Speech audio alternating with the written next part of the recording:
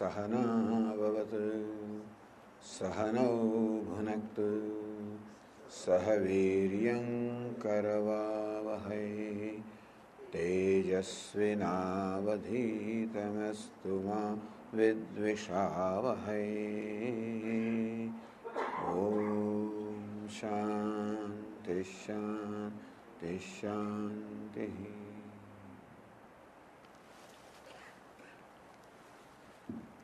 Can you raise the volume a little bit?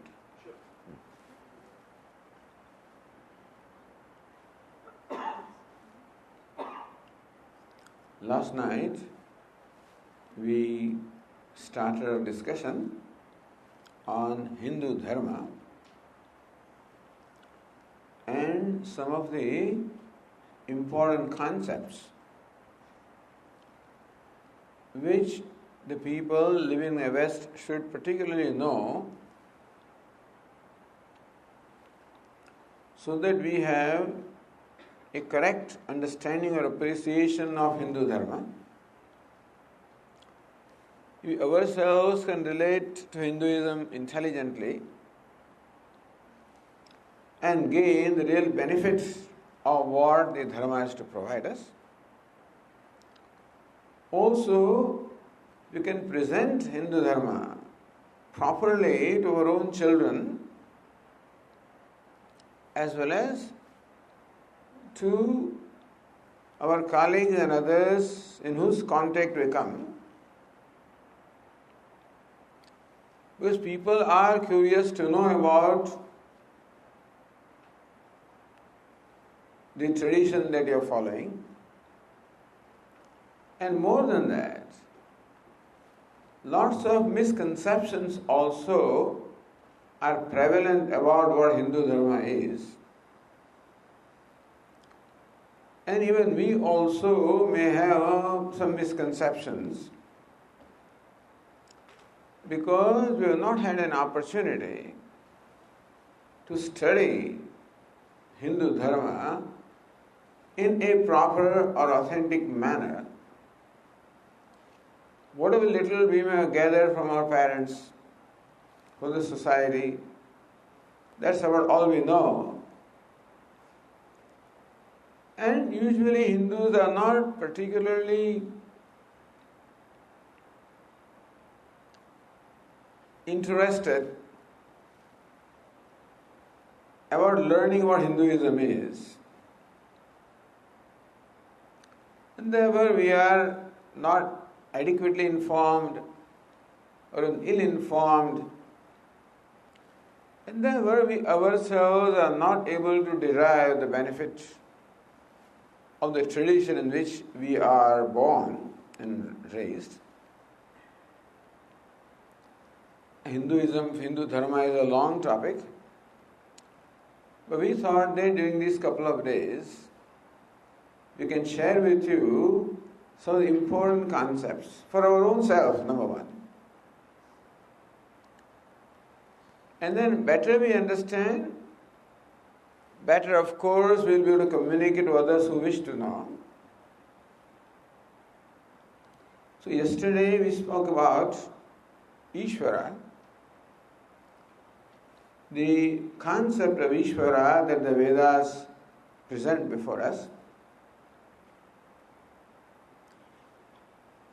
We are told that Hindus worship many gods, and very often we also believe that we worship many gods. So our Puja Swami is very fond of saying this, that not that Hindus worship many gods, not that they even worship one God, they worship only God. One God is one thing when God is one among many. Only God. The vision of God or Ishvara the Vedas present before us is what there is Ishvara. This is a very famous statement of Upanishad, Ekameva Dvitiyam, one without a second. Ishvara is one without a second, meaning all there is Ishvara. Which means that you are also Ishvara, I am Ishvara, whatever there is Ishvara. How can it be?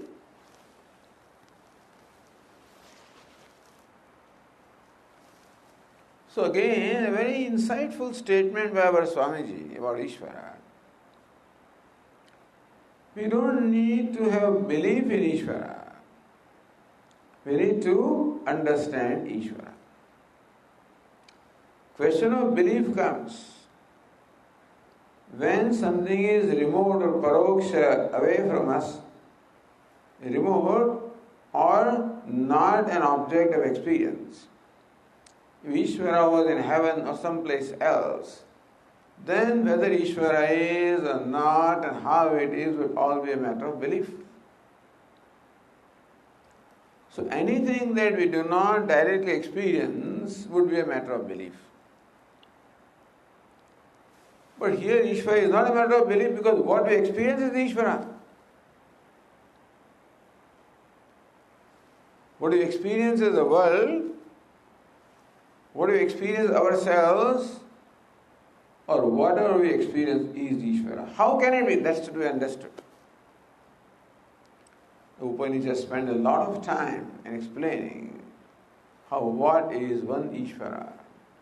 It's called Brahman, sometimes called Atma, sometimes Sat, sometimes Chit, some Ananda, Atma, Brahman, Chit, consciousness, Satyam, Jnanam, Anantam Brahma, truth, Jnanam, knowledge or consciousness, Anantam, infinite.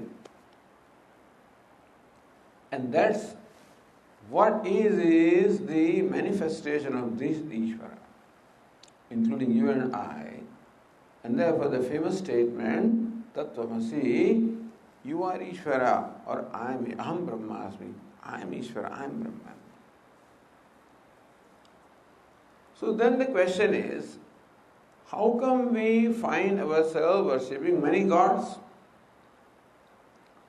We do not worship many gods, we worship many devatas. Each devata is nothing but same Ishvara. But as we said yesterday, that when we call him Brahma, Vishnu, Rudra, Shiva, Ganesha, Durga, Lakshmi, Saraswati, or Jagannath, Ayyappa, any number, any name we utter, all of these are nothing but one infinite Ishvara. We said yesterday they are all functional names of God.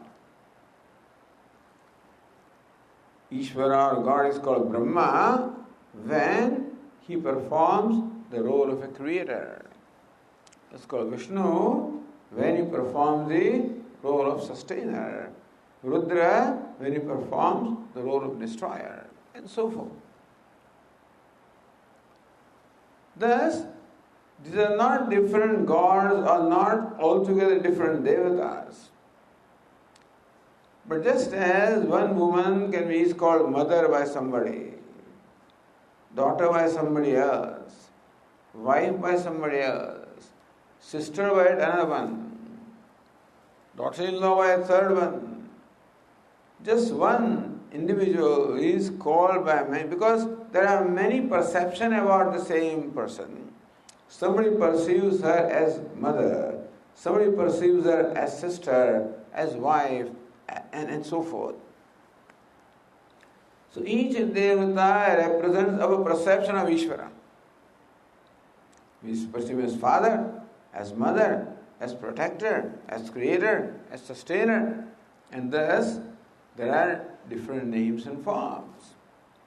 Because when the mother is mother, she dresses in a certain way and acts in a certain way. When she is daughter-in-law, then again she acts in a different way. When she is a madam and she is a boss in the place of work, she dresses one way and acts in a different way. When she is devout in a temple, again she dresses in one way and action in. So how, with different functions, there are different names, as well as different forms, different dresses.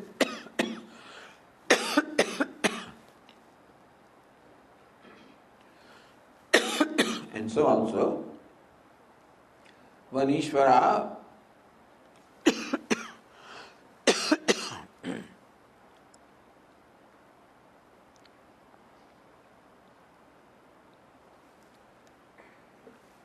performing different functions has as though different names and forms and weapons. So different names and forms do not make different individuals, understand? One individual alone can be called by different names and have different forms depending upon what function that individual performs. And all devatas are all nothing but manifestation of same Ishvara. They say you have so many gods, we have one God. And we feel,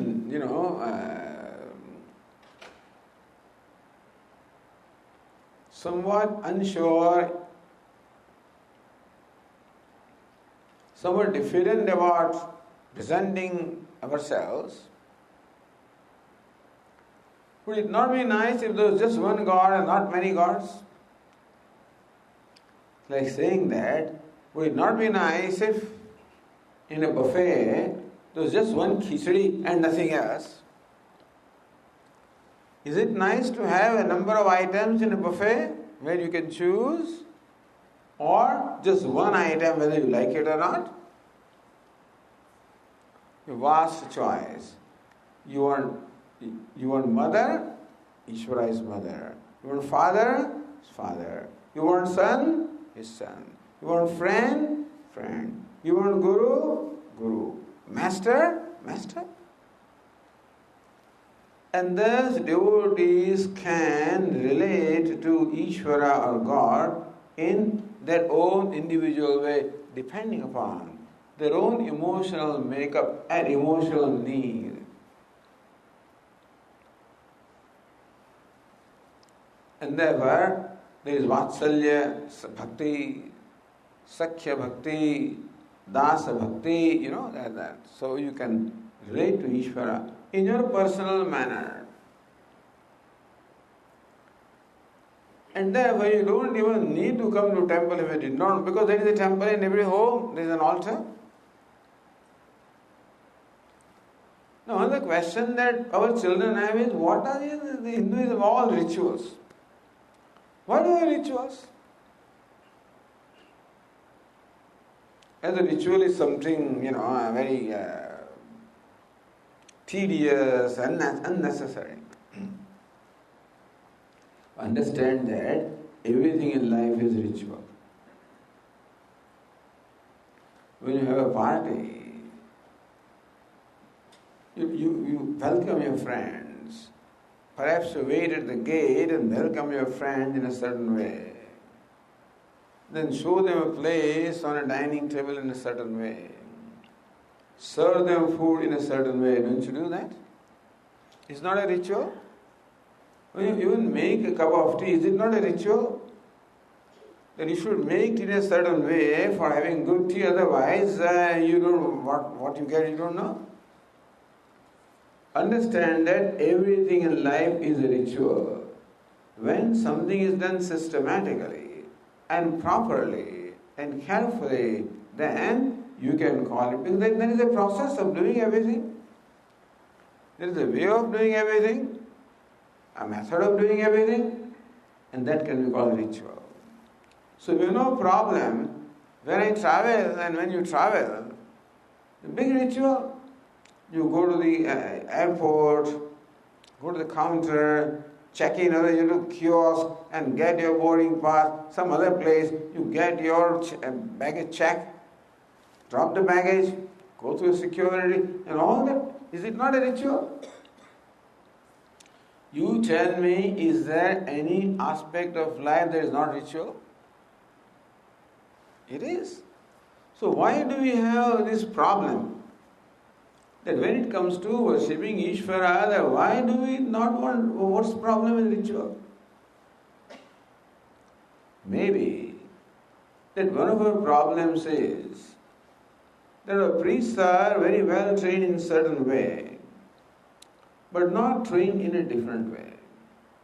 Because the tasks of worshipping was performed by one class of people, and task of education was performed by a different class of people. In Christianity, a priest performs the rituals as well as teaches, Whereas we had priests doing specific jobs of worshipping, and we had Swamis and Gurus and teachers teaching. But now in the West, I think we need that our priests have to be more all-rounder. The priest not only should be able to perform a ritual, but will explain what's going on. I guess people always wouldn't understand what is going on. And also because it's all going on in Sanskrit language, there was a time in the church when they were doing all rituals in, I think, Latin and stuff like that, and they all changed it to all English. This is between you and me, but maybe we have to develop also a way of performing. Our Agarwalji can do all this kind of stuff, of translating. We did in some of our texts, we have brought out a number of books of Deva Pujanam, the 16-step pujas, etc. So we brought out one booklet for Shiva Pujanam, where every Sanskrit verse was translated in equivalent Gujarati verse. All right, perform puja in Gujarati. You recite the verse, you understand what you are reciting. Maybe we have to make these rituals more understandable and intelligent to the audience, which is what the present day audience requires. When we were growing up, we did not think it necessary to understand what they were doing, and we were quite alright. I guess as we were growing up, we never asked why and what is what. I guess we just simply accepted what we were told, and what the parents told us to do, we did it. But the present generation may want to know why and what's going on. Even we also should have that curiosity, but we never bother to understand these things. We can always explore and find out what they are doing. What is the priest doing? He recited 108 names of Varadaraja. If you hear those names, it's very inspiring. Sing the glories of the Lord and 108 glories of the Lord. Things are very beautiful if you understand what it is. So maybe, and also understand, the rituals do not have to be as elaborate as they are always there. There is a Shodasopachara puja, meaning that the puja or worship can be performed in 16 steps. But Panchopachara puja can be also done in 5 steps. And then 64 upachara also can be there. You can make it as elaborate as you want. The purpose of making a ritual elaborate is so that we can focus our mind onto Ishvara or God whom we are worshipping.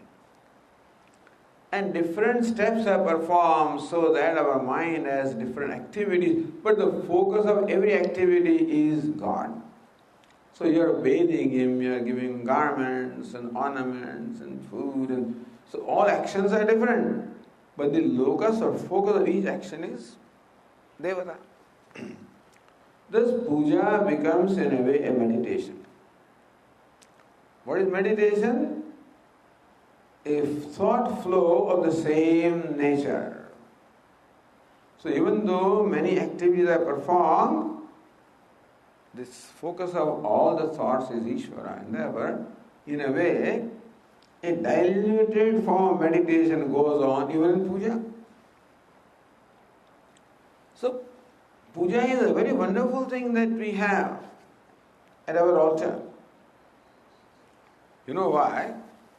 Because all there is our Devata, our what we call Ishta Devata. The concept of Ishta Devata. Ishta means that which is chosen, or which is revered, worshipped. So of all the repertoire that is available to us, we choose one Devata, our Ishta Devata, maybe Lord Krishna, Lord Shiva, and all the traditions coming down in our family. And Swamiji, which Devata? I said, look at all these and choose yours. What do you like the most? And fortunately, we have a vast literature where there is a Purana for every Devata. If your Ishta Devata is Lord Ganesha, this Ganesha Purana. So read that, where you can read when you know the glories of the Lord, His devotees, Ishvara, His Parakrama, His incarnations, and what all He did, and all inspiring stories and the glories. So one way of invoking devotion from ourselves is by knowing the glories of the Lord.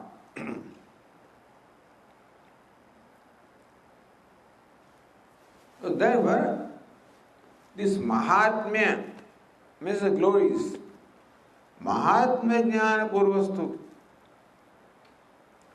Sudrudo Sarvatodhikaha Sneha Bhakti Riti Khyataha Yaya Muktir Nachanyatha. Bhakti or devotion there are many ways of describing it. One way of describing is Sneha, affection for the Lord is bhakti. What kind of affection? Sudruda, a firm affection or love. Sarvatodhikaha, and more than you have anywhere else. You may love other things, but then the greatest love is for the Lord, and the firm love that does not get shaken. We have, when we relate to our Ishta Devata like Krishna, Rama, Shiva, a personal relationship we establish. And then we have dialogue with Him. And we pray to Him. And sometimes He seems to answer our prayers. Sometimes He does not seem to answer the prayers. We get upset also. We quarrel with Him also. We get upset also. We start blaming also. Meaning that our faith gets shaken up. Swamiji, I believe in God. Very good. God is fortunate that you believe in Him. You know why? Because whatever I want, He does. As long as God is your servant, so long you believe in Him. And if tomorrow He refuses to do what you want, then you will throw Him out? No. Sudruda. A firm faith, a trust that Ishvara is my well-wisher. Sudam Sarabhutanam, Lord Krishna says, I'm the well-wisher of everybody.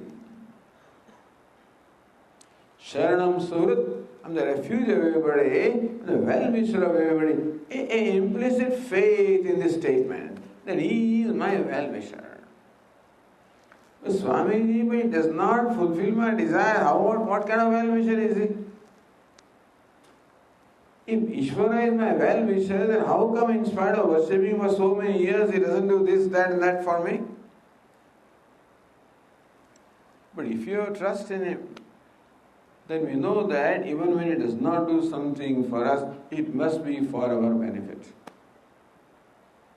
It's not that when everything is done that we want, that it is right, because what we want may not be good for us. They used to tell me, Swamiji, what you like is no good for you. You like pizza, no good for you. Like tacos, no good for you. You like samosa, no good. What you like is, sometimes what we like may not be good for us. And therefore, we live up to His judgment. So this kind of sneha or unswerving devotion comes, in course it's not comes in one day. Mahatmya Jnana Purvastu. When we listen to the Mahatmya or glories of the Lord. And thus for every Devata, there are Puranas where elaborately the glories of that Devata are described. If you want to discover the devotion of Lord Krishna, listen to Bhagavad Purana. Discover the Lord, Bhakti for Lord Narayana, Hari Vamsa is there, Vishnu Puranam is there, the Purana for every Devata. And you establish a relationship with Ishvara, your own personal relationship, where he is either your father, your mother, your master, even your child. And when you are at the altar of worship, the benefit is that all there is you and your Ishtadevata. And fortunately, all our devatas are smiling. We don't have the devata, we don't celebrate death, we always celebrate birth. Nobody knows how Lord Rama died, how Krishna died, and then nobody cares for that. How they were born, always celebrate birth. And so you find that all devatas are always smiling.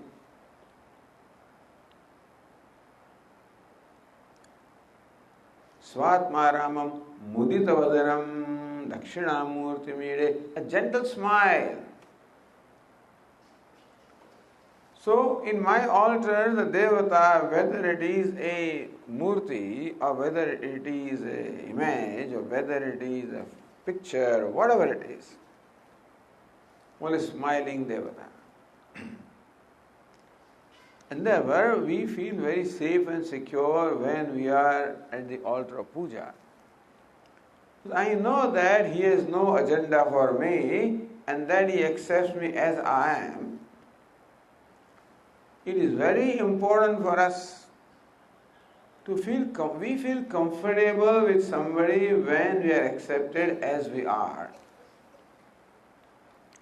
If somebody places demands upon us that don't sit, Swami, don't sit like that. Don't wear clothes like that.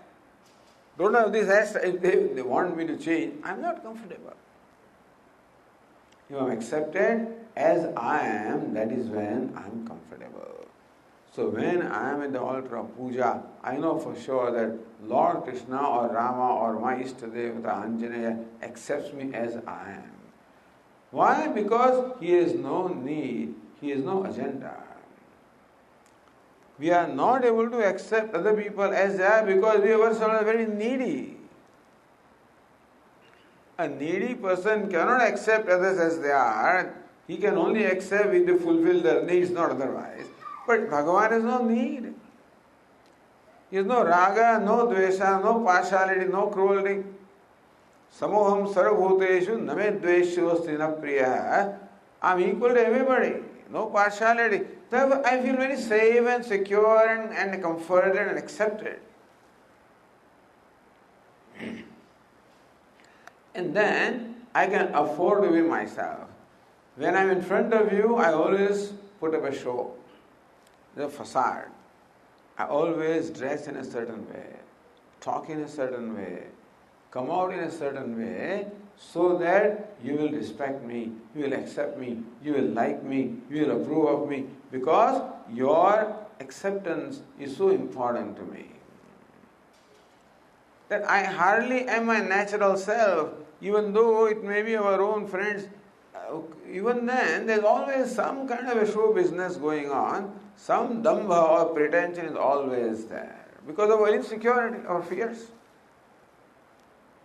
I'm afraid that if I come out as I am, then I'll be misunderstood, I'll be exploited, I'll be rejected. But when I'm there in the altar, I know that here I am accepted as I am, and therefore I can afford to be my natural self with all my limitations. So then I can invoke a devotee from myself. This altar of worship is a place where I invoke a devotee from myself. It's a devotee that performs the worship. Our Swami used to say that I come out from a small puja room to the vast puja room of the universe, that then I can maintain the same spirit of worship also in my day-to-day life, slowly. Swakarmana tamabhyarcha siddhim vindati manavaha. Lord Krishna says, worshipping Ishvara with all your day-to-day activities, you attain perfection. So Hinduism shows how to make our day-to-day life a process of worshipping Ishvara. How we can transform ourselves living our day-to-day life by changing our attitudes. Teaches us right values and attitudes. So puja is a very important aspect of our life. And therefore, worshipping becomes a daily routine. It's not just confined to one Sunday or a Friday or something like that. It's every day, can be twice a day, as many times as you want. So understand the glory of this Dharma. Murti Puja is a great boon rather than a curse. People ridicule us because you are worshipping murtis. But Swami said, nobody worships stone, everybody worships God. We invoke Ishvara in the stone. When I look at that, it's not a stone, it's Varadaraja, it is Tirupati, it is Ishvara in my mind. And so people have so much condemned Hinduism and they have ridiculed so much that we also started believing that we are worshipping stones and stuff like that. No. And so yesterday in one of the answers I said also that a special ceremony called consecration of prana pratishtha is performed in every temple where we infuse prana or life into the devata, into the murti, and becomes life. And more people come to temple and more worship goes on, their devata becomes more potent, understand? Meaning that by worship we make that devata more potent and in turn that devata blesses us more. The temples are beautiful places. And then there is what is, why do you go to temple? Is it not that God is everywhere? Husband asks his wife, she goes to temple every day. He doesn't go. Why do you go to temple? Because his problem is that, when she goes out, then he can't get his tea and he cannot get, some of his conveniences are sacred. So that is his problem. God is everywhere. Why do you need to go to temple? God is everywhere. But do you see God everywhere? Yes, God is everywhere, in all forms. But we begin with one form and one name. Will you see Bhagavan there? When we see Bhagavan or God in one name, and slowly, we'll grow into maturity so that someday we'll see God in other forms also. Understand that Murti Puja is not Hinduism, is one step in Hinduism. Well, typical stereotypicalizing Hinduism is worshipping murtis or idol worship. Cow curry and what is it, caste, that's Hinduism and stuff like that.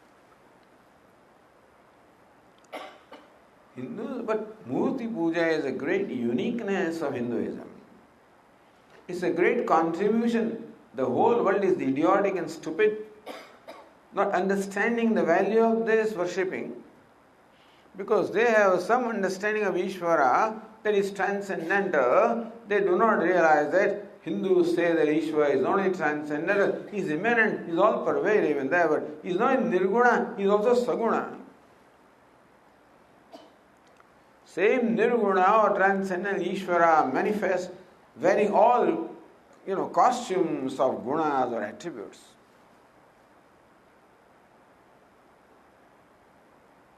I don't know how they worship a transcendental God, I do not know. our mind always functions in the realm of names and forms. Until we grow to a point after years and years that you may be able to still focus upon Ishvara without name and form, that requires lifetime training or training of many lifetimes. In fact, our mind dwells in name and form, and therefore Ishvara having name and form is something very convenient for us to think and focus and worship and meditate upon. They don't understand this value. And they think that Murti Puja is all. No, we have. In fact, this is the first step. Uttama Sahajavastha, Dvitiya Dhyana Dharana, Tritiya Pratima Puja, Homayatra Chaturthika. Uttama Sahajavastha. The most exalted state is Sahaja, when you are one with Ishvara. There is no duality, you are absorbed in Ishvara. Sahajavastha. Then, next one is Dvitiya Dhyana Dharana. The concentration and meditation is a step lower than that. Means of that. Even that also is very difficult. Tritiya Pratima Puja, worshipping Ishvara through Pratima. Tritiya.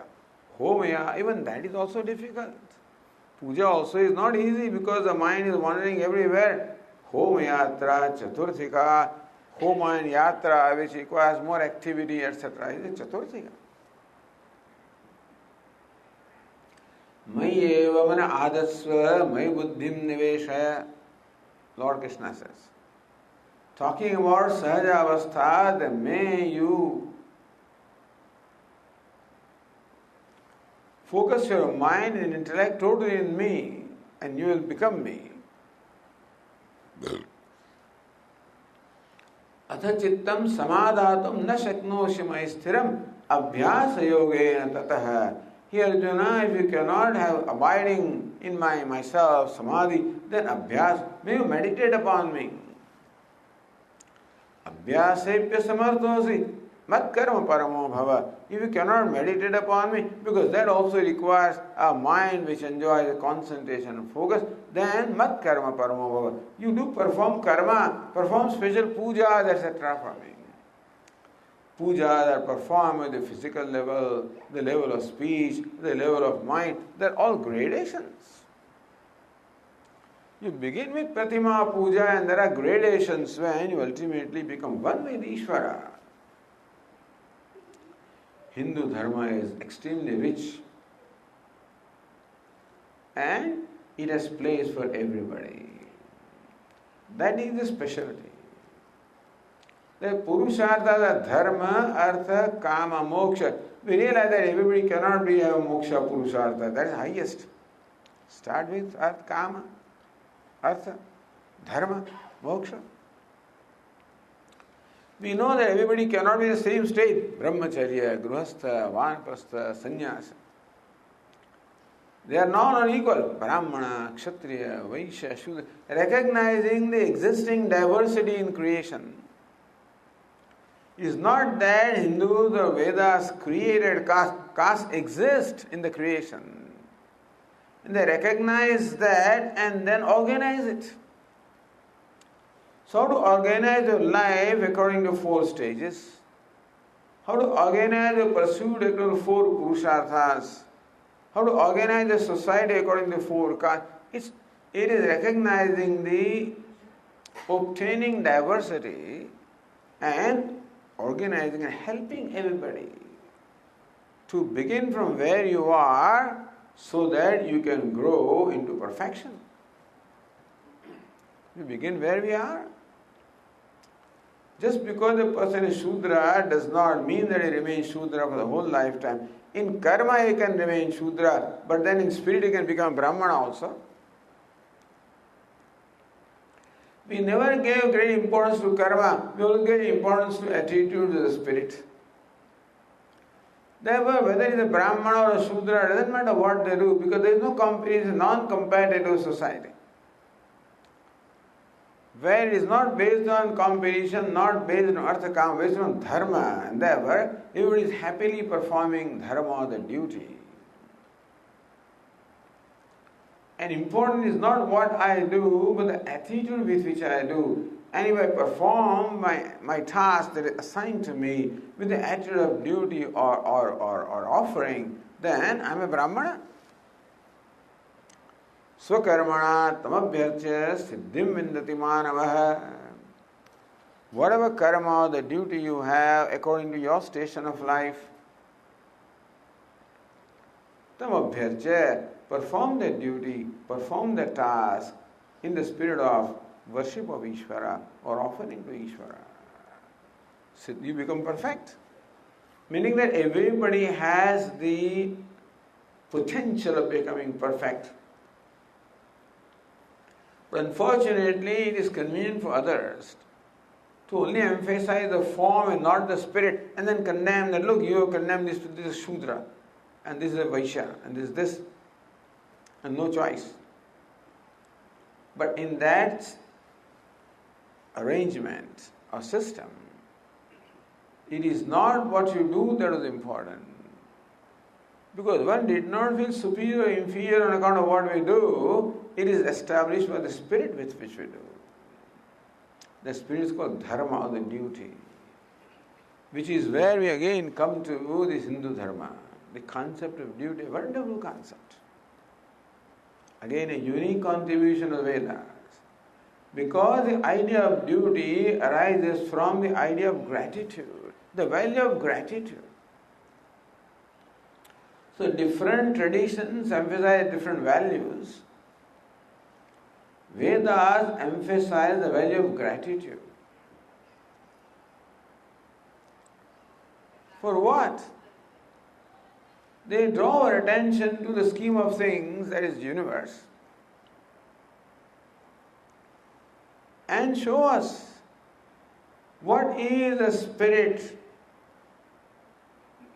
According to which the whole universe is functioning. The whole universe, number one, is looked upon as one organic whole. It is not matter. It is not something to be exploited. It is not something, according to other people, the animals don't have a soul, therefore you can eat them, you can do what. The whole universe is given to you for enjoyment and exploitation. No. That's how they exploit it. The science exploited, technology, not science, exploited. And destroyed the environment in the earth because of this false understanding that the universe is meant for our enjoyment. But the Hindu Dharma, Vedic Dharma looks upon the universe as manifestation of Ishvara, one organic whole. It's called a cosmic person, Purusha. The Purusha Sukta, which is the hymn in praise of the cosmic person, where the universe is imagined to be a person like you and I, for meditation. Chandrama manaso jatah chaksho suryo ajayata mukhad indra agnischa pranad vayu rajayata.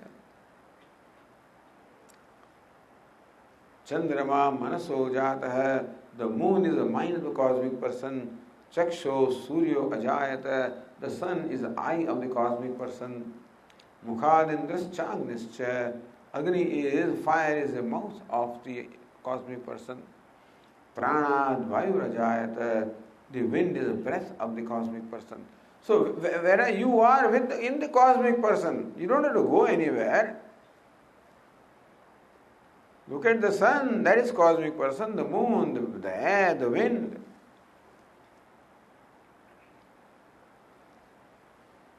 Shishno dev samvartata padvyam bhumi dishashrotrat tatha lokagum akalpayan. Heaven is the head of this cosmic person, the space is the body, earth is the feet,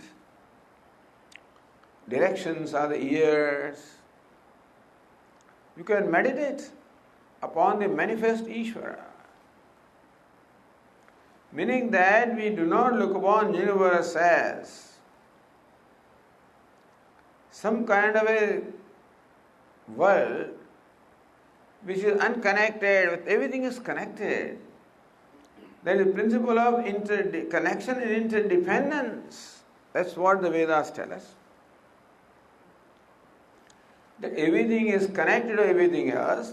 Newton may have discovered that everything is connected by the force of gravity, but that's a gross connection. There are much subtler connections. We are all connected at the level of morality and more further than that at the level of consciousness. So Lord Krishna says, Mattah paratanam nanyat chinchidas mai saramidam protam sutre maniganaiva. Just as in one thread, all these jewels are threaded into one thread to make a beautiful garland or a necklace. So Lord Krishna and the thread in the whole universe is woven into me or threaded into me. So one spirit runs through the whole thing. Just as my body also is an assembly of diverse organs and limbs, and one self of the spirit runs through that, so also the universe is a cosmic whole consisting of many organs and parts through which one spirit runs. Thus there is unity in diversity. That just as in my body every limb is connected to every other limb, dependent upon that, so also the interdependence, the interconnection. That each one requires the whole universe for it to be what it is. So the relationship of helping and being helped, that every aspect of the universe helps the rest of the universe, and in turn that aspect helps the universe. This is all recognized thousands of years ago. If scientists knew this, if Einstein knew, they would have breached God, but science would not accept this stuff. This is all superstition and this is all speculation, they call it. Our own people call it speculation. What do you mean speculation? Not speculation. This is for you to see. It is called darshanam. It's a vision, not speculation. For us, the whole universe, therefore we realize that I am the recipient of the favor of the entire universe. The sun has an important role in my life, that it helps me see. He resides in my eyes. Moon has an important role, that it helps my mind. Earth has an important role. It supports me, sustains me, nourishes me. Every element in the universe has a role to play in my life, directly or indirectly. Every creature, every animal, everything that crawls on the earth has directly or indirectly has a contribution in my life. Recognize, Brihadaranyaka Upanishad talks about this. It's called Madhu Brahmana. Iyam prithvi sarvesham bhutanam madhu. Asche prithvi sarve bhutani madhu. All the beings are the essence of the prithvi, and prithvi is the essence of all the... This is understood, but then shows all these interconnections. When we realize that, then we realize that we really are so fortunate and blessed. Whole universe, in fact, functions for my sake. And then when I recognize that all the favor that is done to me constantly, then there arises a sense of gratitude. You follow gratitude? When we grow up and realize what all our mother did for us, what our father did for us, when we're children we don't realize that. But when we grow up and realize, then a sense of gratitude arises in us. Wow, and how can I return that favor? The gratitude enables me, creates in me a spirit of returning the favor. Thus, an action performed with a spirit of gratitude and spirit of returning favor is called duty. Duty is not something obligated or something forced upon me. Oh, it's my duty, what can I do? This is how we think the duty is. No. Duty towards my parents is not something that I'm forced to do. It is recognition of what they have done for me. And when I perform the duty, there is no expectation of any reward because it is the return for the reward that I already received. You follow? If I borrow $1,000 from you with the condition that every month I'll return $100, then I give you $100, then I ask, what are you going to give me back? But I'm returning what you already have given me. That's what is dharma. One of the meanings of the word dharma is duty. What is the right thing to do? What is proper for me to do in a given situation? That I play a variety of roles and how to play the role correctly. Just as in a drama, the actors play the role according to script, so also there is script in our life. That is also called dharma. And thus, conducting myself in keeping with that script, which is in keeping the reality of the life. So that's called intelligent living. When my living is in harmony with the realities of life. When I live a life in keeping with reality, then there is harmony within and without. Then there is happiness. Understand that happiness is a state of mind which is when the mind is in harmony. Happiness has nothing to do with what is outside of me. Happiness is all to do with what I am, not what I have. What is around me may contribute in terms of comfort, not in terms of happiness. Happiness comes when I have a sense of satisfaction. And I have that when I perform my duty, when I have the privilege of returning the favor. I have a satisfaction that I could do something. That's what creates happiness. So dharma is an immediate means of happiness.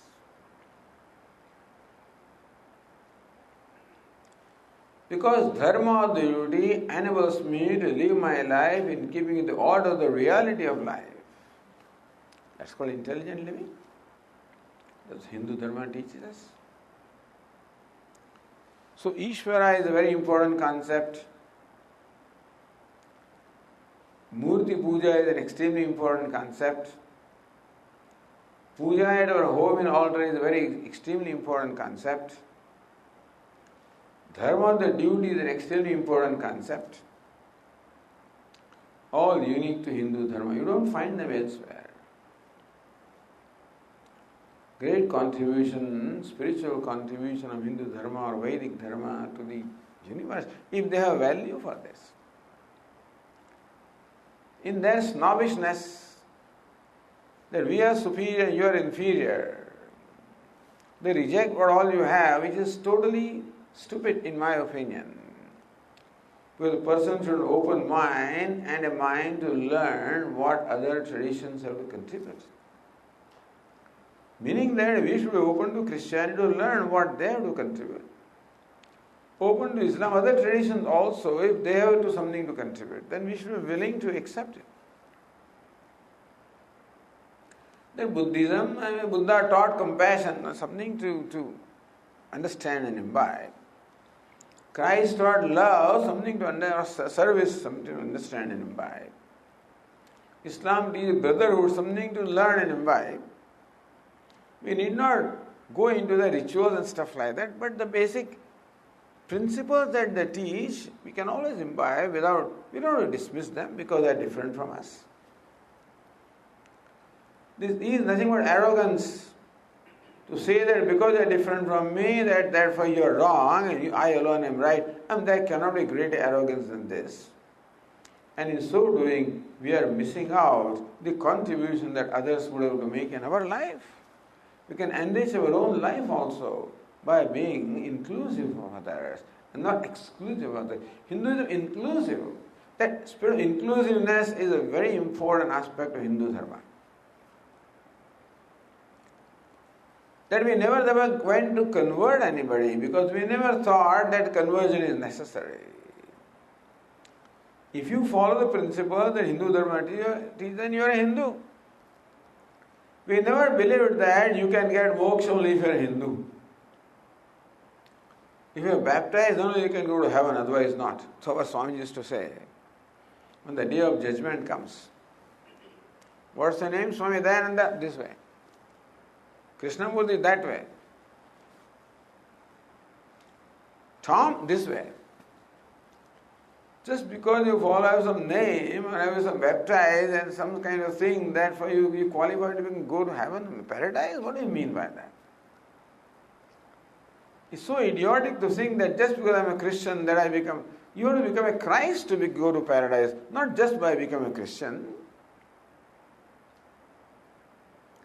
And so, they don't tell you that what it means to be a Christian, you have to be a Christ, and then that's what. It's not just you are baptized and do some ceremonies and stuff like that you are saved now. It's idiotic to even think and to talk. We are not here to criticize anybody, but I am here to tell you how shallow and hollow those principles are, and how we think that they are so great, and we are so inferior. How profound the principles of Hindu Dharma are, how inclusive they are. We think that moksha is the privilege of every human being, not only of Hindus or somebody born only in India. Privilege every human being. So the human pursuits, not only pursuits of Hindu, dharma, artha, kama, moksha, pursuits, human pursuits, purushartha. Purushai arthade iti purushartha, that which is sought by human beings. Every human being has a right for artha, kama, dharma, moksha. But artha is the means of kama and dharma is the means of moksha. So very broad-minded, very inclusive and very welcoming. That's why India became a land where all people came and they were accepted and they were absorbed. So that Indians behaved in that manner is because that is the culture of the Vedic culture in which they are raised and born. They are born with inclusive spirit.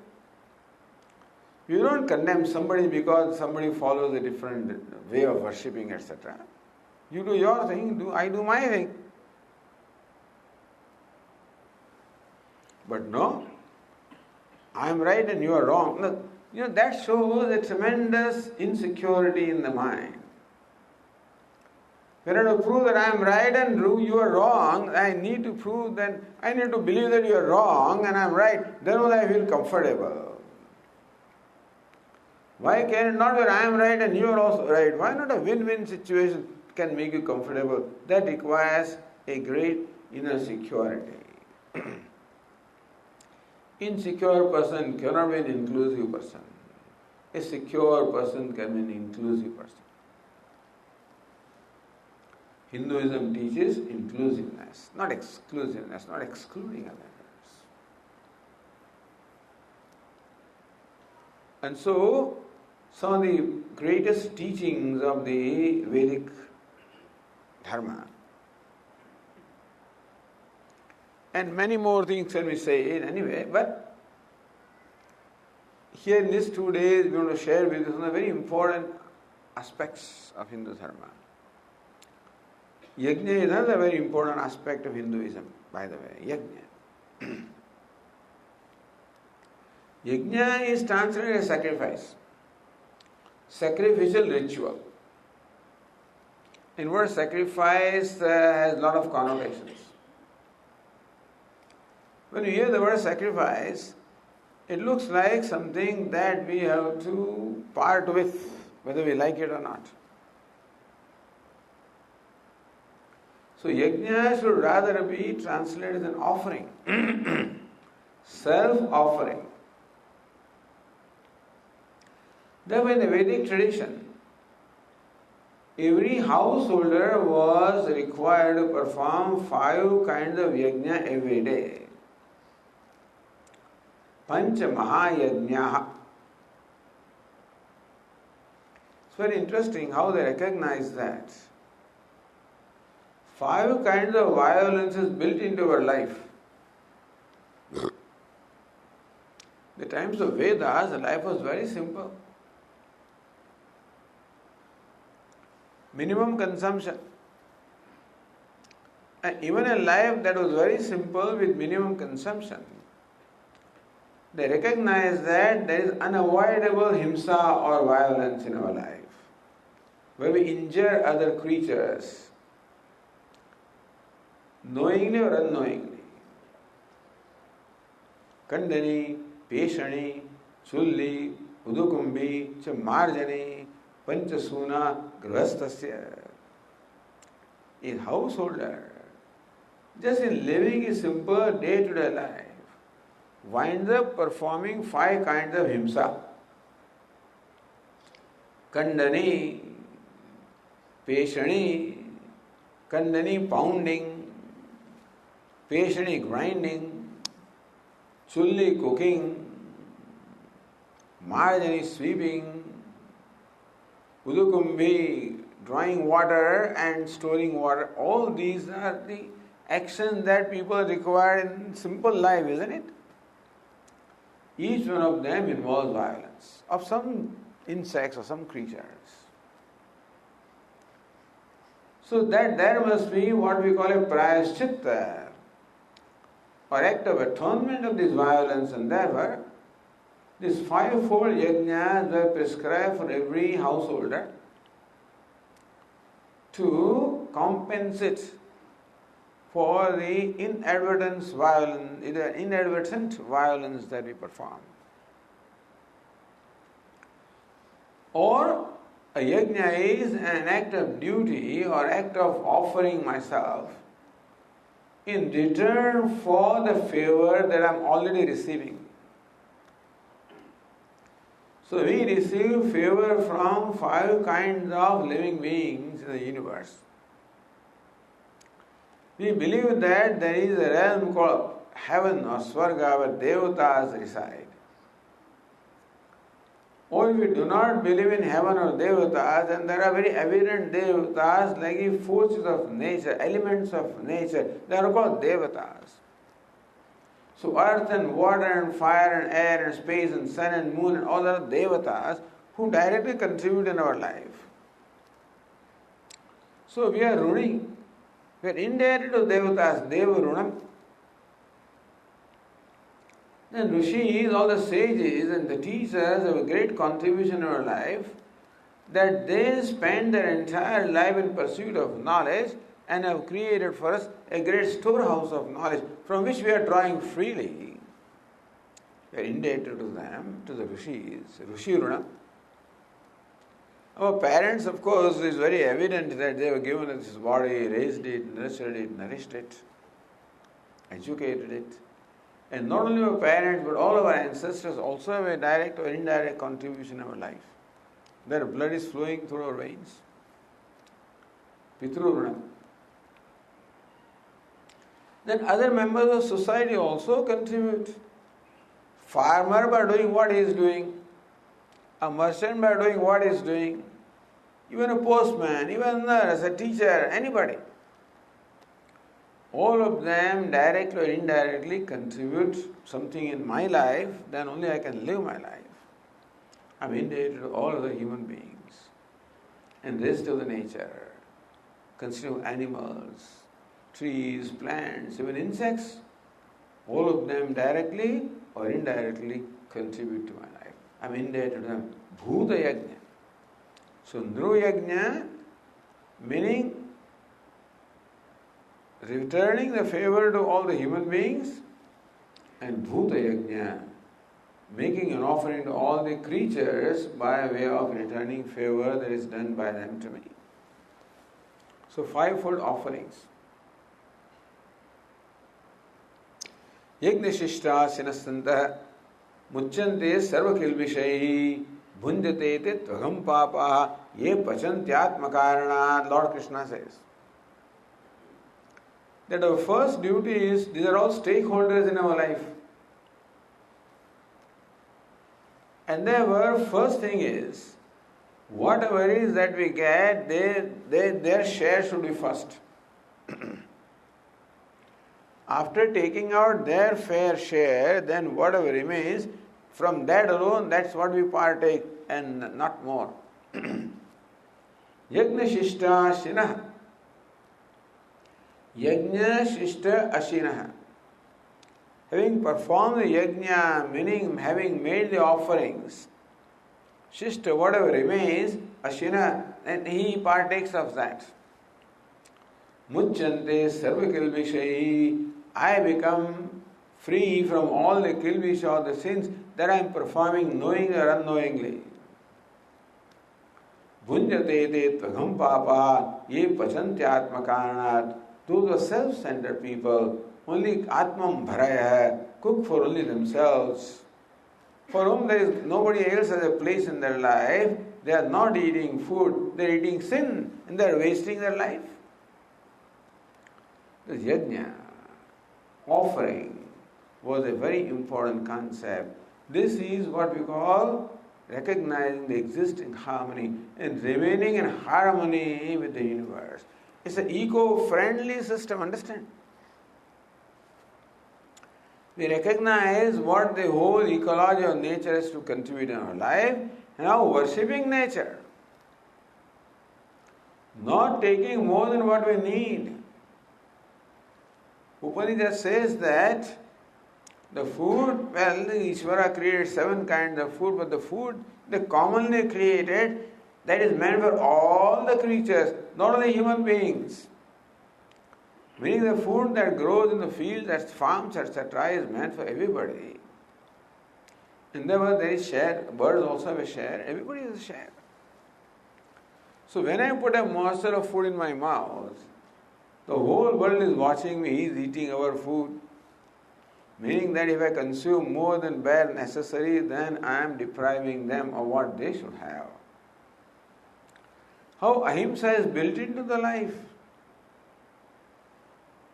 Non-violence arises from a respect of the rights and requirements of all other life forms, that I am not an isolated creature, I am a part or a unit of I am the one among the entire thing. Interconnected, interdependent. And therefore Vedas recognize our life as a life of contribution, offering. So yajna is not a sacrifice. Because sacrifice is something I am obliging somebody by sacrificing. No. Yajna is returning the obligation. It's an act that is performed in the spirit of gratitude when I return the favor. So the concept of yajna also is a unique concept that the Vedic Dharma or the Hindu Dharma provides. So we should be very proud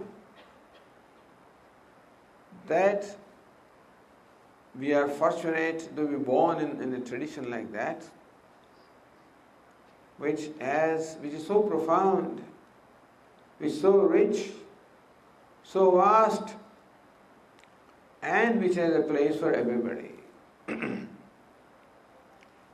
It is true that it is the most ancient tradition, stretching over millennia. And then another thing, is not an organized religion. That's another important thing about Hinduism.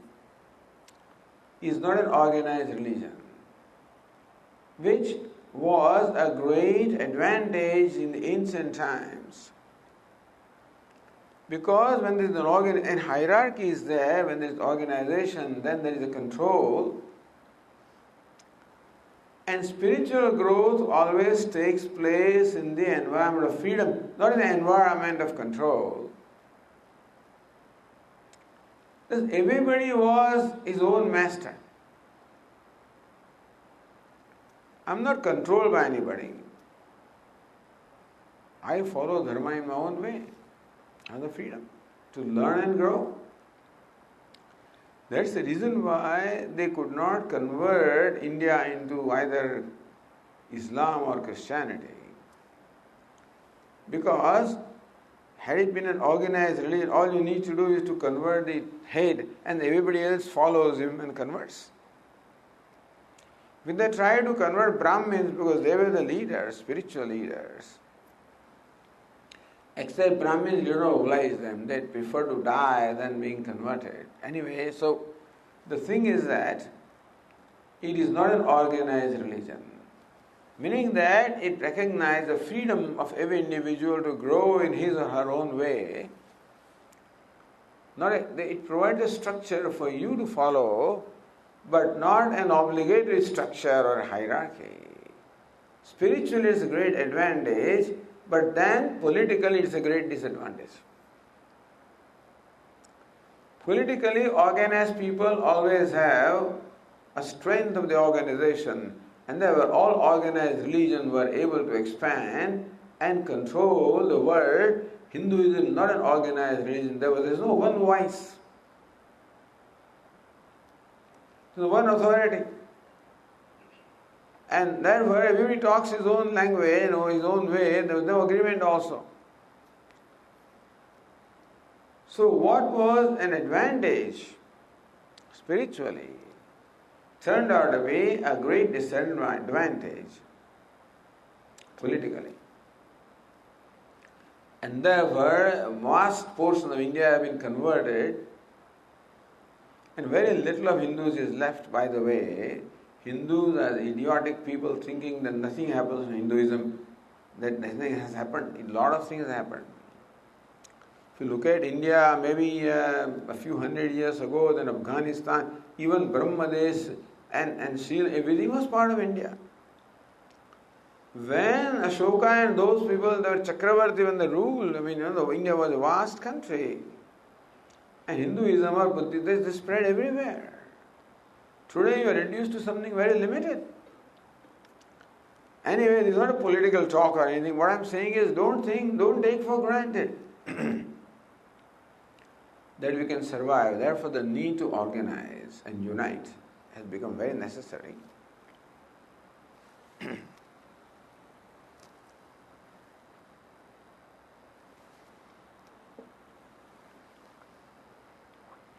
Therefore, Swamiji, Puja Swamiji created what we call Hindu Dharma Acharya Sabha, where Acharyas of all different traditions will come on one platform. You retain your different views, but address the common problems, which are many. And so, that's a different topic. What I'm saying is that not being an organized religion has turned out to be a very great disadvantage politically. And therefore, some kind of organization is needed. Not on the basis of that we don't have to, on the same belief system, on the system of the need that Hindu Dharma to survive. Also, basic need is there and basic issues are there. That's how Vishwa Hindu Parishad was formed for that purpose. Anyway, the thing is, so this not being organized, which is spiritually a great advantage, has become a great disadvantage politically for Hindu Dharma. And therefore, it is in a great danger in terms of being overwhelmed or overrun by forces who are committed to do that. That also we should know. Each one of us should be aware of the state of affairs, and we should make other people also aware and participate in there are people, and in this community we have Dr. Sane or our Vishal Agarwal and others who are doing great work to educate the community, make them aware of the situation and problems also, and how we all have to participate.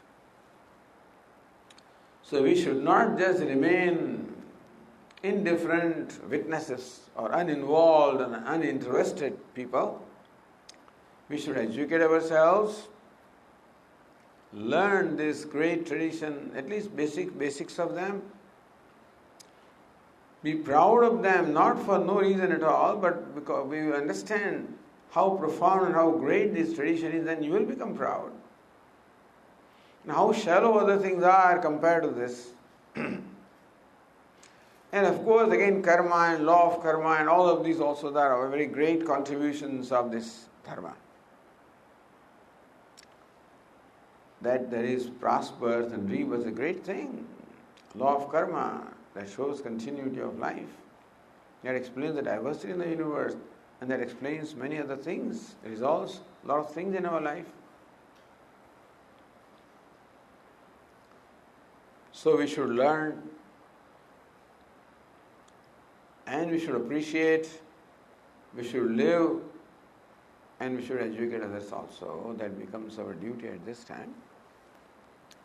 So with that I conclude my presentation. And before we disperse to the next thing, if there are any quick questions, you're welcome to ask. We have a cordless microphone also, so you can speak into the microphone.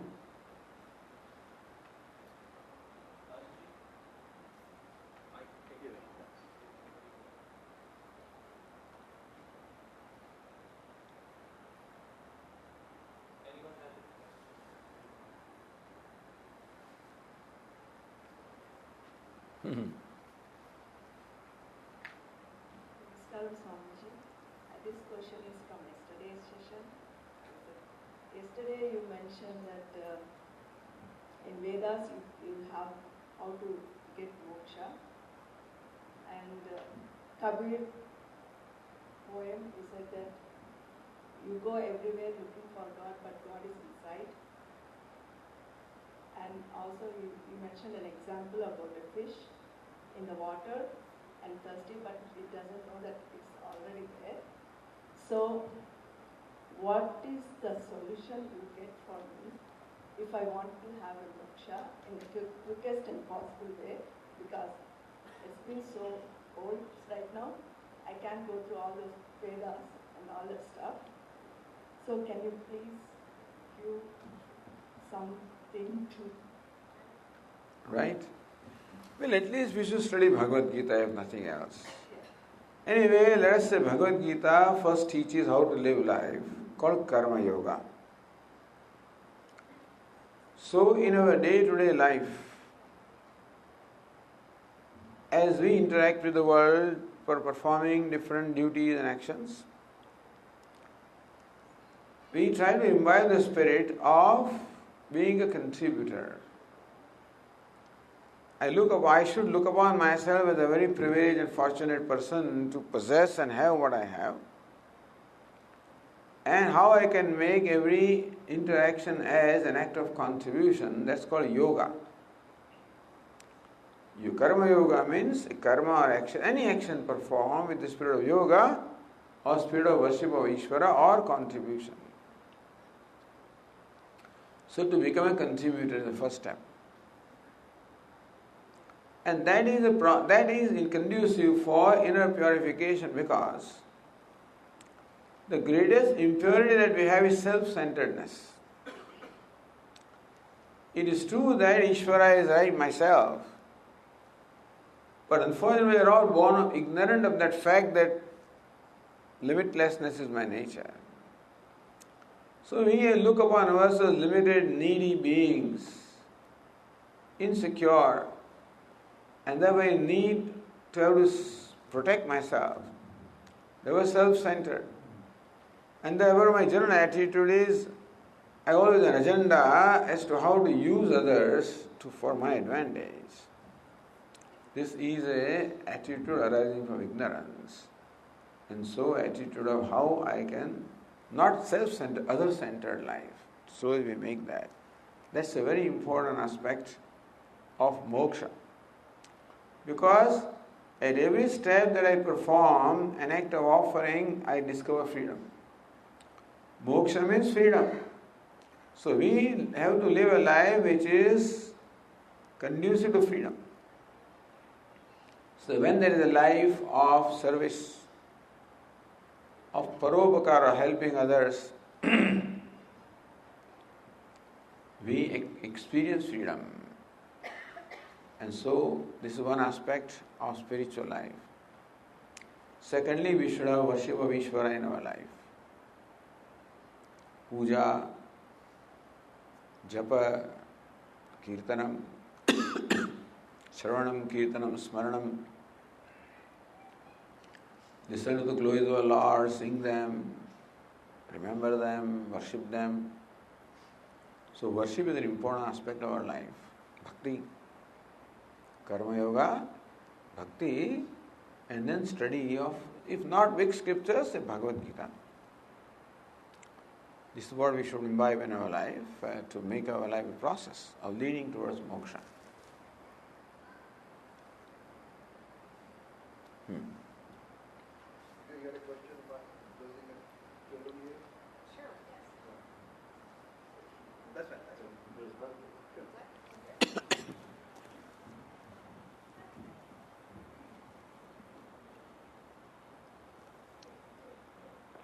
Swamiji, question about rituals and chanting.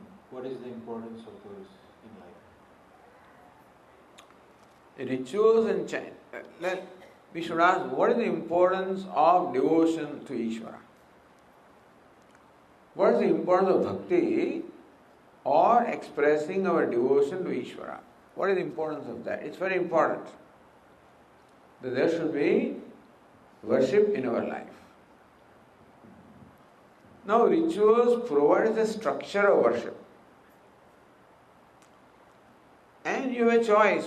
Again, Hinduism is very broad-minded. It is not necessary that you have to worship only in a certain way or certain ritual. You can worship as you like. But rituals provide a structure. And a structure requires me to be alert. So it enables me to become systematic, attentive, alert, committed. That's where the ritual helps. But if you find rituals to be very tedious, etc., then you learn some very basic aspects as to how to worship Lord. Chanting, of course, is part of worshipping. They say that Shravanam, listening to his glories, Kirtanam, singing his glories, Smaranam, remembering or memorizing or meditating or repeating his name, worshipping. All different aspects are there by which we worship Ishvara. So whatever we can imbibe in our life. But worship of Ishvara is a very important thing in our life. And that's why the rituals come in. Thank you, Swamiji, for being here. I had a question. So India as a country becomes a foreign land to most second-generational Hindus that are here in America. Many kids, by the time they hit their 20s, they've been to India only 1 or 2 times. So my question is, in your opinion, is understanding India as a country vital to understanding Hinduism as a religion? I think that the parents here, when they are raising their children, should make it a point to take their children as often to India as possible. Take them to the different shrines in India, different historical sites, give them a first-hand exposure to the religious and spiritual and social and historical culture of India. You say that they were never visited, gone once or twice. Now that's because parents have not taken interest in them. But we should. And they would be very excited. They would be very educated also, because a first-hand education is what you get. Then they have appreciation of what Hindu Dharma is, because that's where you have to connect yourself with the roots. And the native place happens to be the root with which you are connected. And so, all right, take them now, in their 20s, take them around and educate them as to what the shrines are, what the worship is, what the history is, what the culture is, what the heritage is. But I think it's a privilege that they are born in Hindu family and culture, and that they should really derive the benefit of that. And not squander it just because they are not exposed to Hinduism and therefore they are not educated. Then they're squandering. There is nothing in their life. They can't become Christians also, they are Hindus also, they are here, neither here nor there. And that way they are missing out on an opportunity of self-growth. The emphasis here in this country is on the material growth, which we recognize, but understand that material growth becomes meaningful to you provided you have self-growth. Meaning that in order for me to be happy, not only do I require the means of happiness, I also require capacity to enjoy that. You follow? Just because music is played does not mean that I can enjoy it. I must have the capacity to enjoy it. And that capacity comes when you initiate self-growth, emotional maturity. And that's where the religious life or spiritual life comes. And so at least our children should know that spirituality is very important. And it's easy to turn away from religion because it's inconvenient and tedious. And very often children simply reject things because they don't want to bother, that's all. They don't want to take any interest. They don't want to bother. If they want to learn, they go all out to learn things and do things if they want. Why when it comes to religion, it's all ritual and all tedious, because they don't care, they don't want, they don't bother. You don't see the importance of that. So we have to show them the importance. I don't mean rituals and temple as such, but the spirituality that Hinduism teaches. And how life should become spiritual. Religion is a form that spirituality, we need both ideally. Spirituality is the spirit, and religion gives a form to express that spirit. So we can't be a spiritual person without being religious in one way or the other. And then religion also has to be there, the form also has to be there. As much as possible. As much as their mindset allows them to. But it's duty of the parents to imbibe this in the children. Swamiji, you mentioned that the number of Hindus is declining. And in order to reverse this, how do you feel about ideas such as Ghar Wapsi or some ways of promoting other people to become Hindus? Right, that's all right. I did not mean that we have to necessarily, it's a good idea. But it's just being done and it may as well be done. I support that. But it's a minuscule number, 100,000, even 100,000, it's just a minuscule number. Please do that, no question about it. But our Bada Swami, Swami Chinmayananda, somebody once asked him, Swami, do you convert people? He says, no, I convert Hindus into Hindus. And that's what we need to do. Then it's all right, then we'll be protected. We have to protect Hinduism ourselves. There's no government going to help you. Nobody is going to help you. So-called secular, they're all selfish people. Their agenda is only power. In the name of secularism, they want to retain their power. So we have to help ourselves. There's no organization that can help us. So we have to educate ourselves, help and create that awareness around ourselves. So let us say that we can retain what we have, that itself will be great.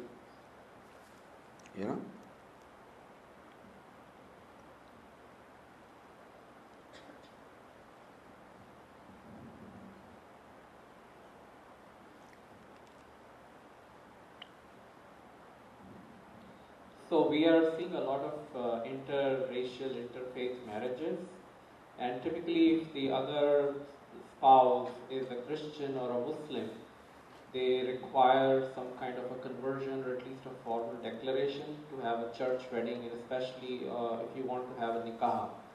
Whereas our temples here are very squeamish about that, and I have felt, and in my own family there are many interfaith marriages, and our temples have refused to even ask the other spouse if they would like to opt for Hinduism, if not for themselves, at least for their children. So the net result is that it becomes a one-way outflow of our community members, Hindus, into other religions, and then the children are raised as non-Hindus, they're baptized, they have sunnat and other things. And so what's your perspective of that? It's not so much the temple as much as our children. Understand?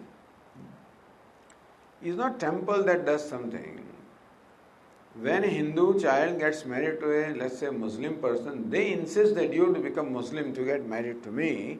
Why not our child insist that you have to become Hindu to marry to me? We don't have that pride. We have no commitment. We don't care. Well, they care, rightly or wrongly. So it's not temples. Our own people who have no value for being a Hindu. And they don't think as to what will happen after the interracial marriage, what will happen to children. Is there later on conflict arises? Somebody wants to, he wants them to go to, a church, or and then the mother wants to go, and then conflicts happen later on. There is no understanding at that time, because all that matters is some kind of a infatuation. That's what decides the marriage. And I should, that may be too broad a statement on my part, but then, not that it should not take place, but there should be a very mature understanding on the part of both, and both should have mutual respect for each other's tradition, and give the freedom to follow the tradition. And then, but children would be very difficult. Which tradition will they go? So I know that one of our own, girls got married to a Jewish person, and therefore is quite religious, and so you have to go to what do you call it? Synagogue. And the child says, "How many things do you have to memorize? When I go here, then I memorize shlokas and things like that. So." But usually, those people are pretty committed to their system. Whatever they know about it is a different thing.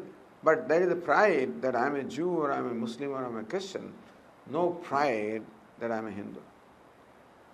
In fact, we are always apologetic. Always apologetic about our tradition, and we've always proved ourselves to others, and that, no, we are also like you. Why do the Hinduism also is like everybody else. Why do you have to say that? No, we don't worship idols, we worship God. You worship idols. I say that, we worship idols. We are Murti Pujakas. Why do you have to say no? Because they are calling you idolaters, and then they dismiss. Let them dismiss. We don't need that approval. Why should Jewish and Christians have to accept us? I don't care what you think about me and how you brand me. I'm very proud of what I'm doing, and I know what I'm doing. You don't know what we are doing, and understanding. So you just want to brand out of your snobbishness or arrogance. Why do you do like others? But we are apologetic. We should be like, no, we are also like you only. Hinduism also is like everybody else. What do you mean everybody? It's not like everybody else. It is unique. And nobody is like Hinduism, because the kind of, the religious and spiritual, the richness and versatility we have, nobody has. Why we are ashamed of ourselves? Because that's how we are made to. Because our parents have not taught us. We are not educated.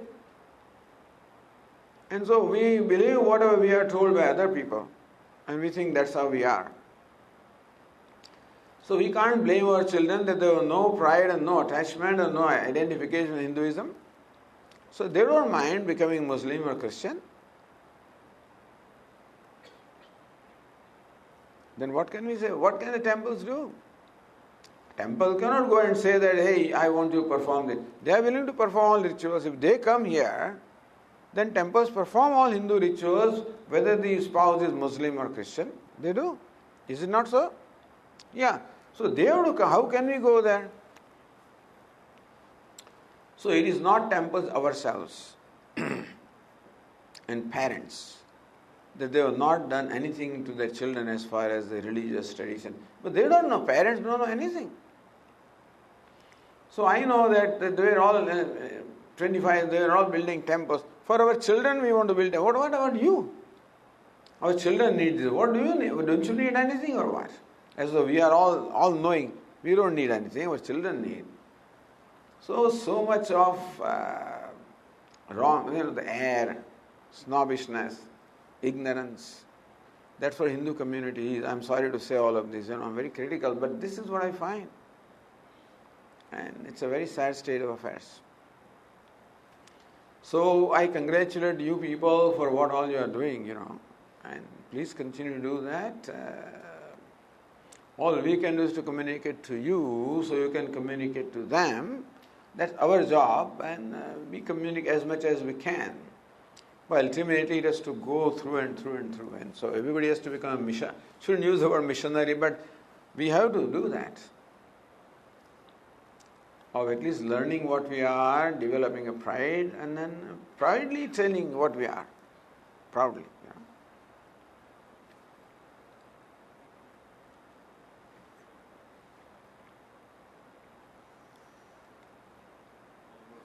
Any more questions? No?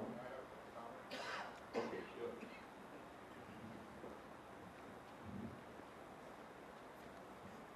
Swamiji, thank you so much. It was extremely beautiful. Thank you. I agree with everything you said. I'm not a very knowledgeable person. I've read some total of one book. That doesn't make you an expert. So it's nice to have confirmation for somebody like you. So on a happy note, I have been in interfaith marriage for 45 years.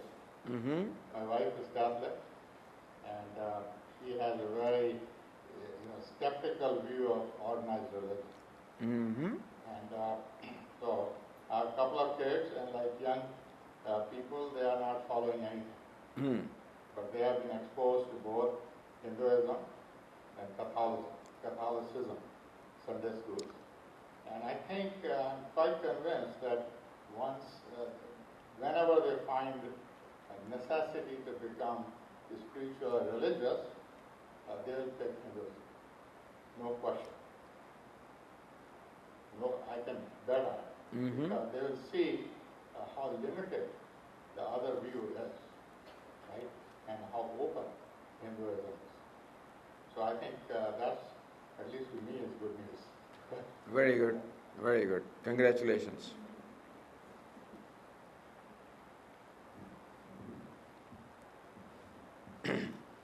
Om Purnamadah Purnamidam Purnat Purnamudachyate Purnasya Purnamadaya Purnameva Vashishyate. Om Shanti Shanti Shanti. Hari Om Shri Gurubhyo Namah. Hari Om.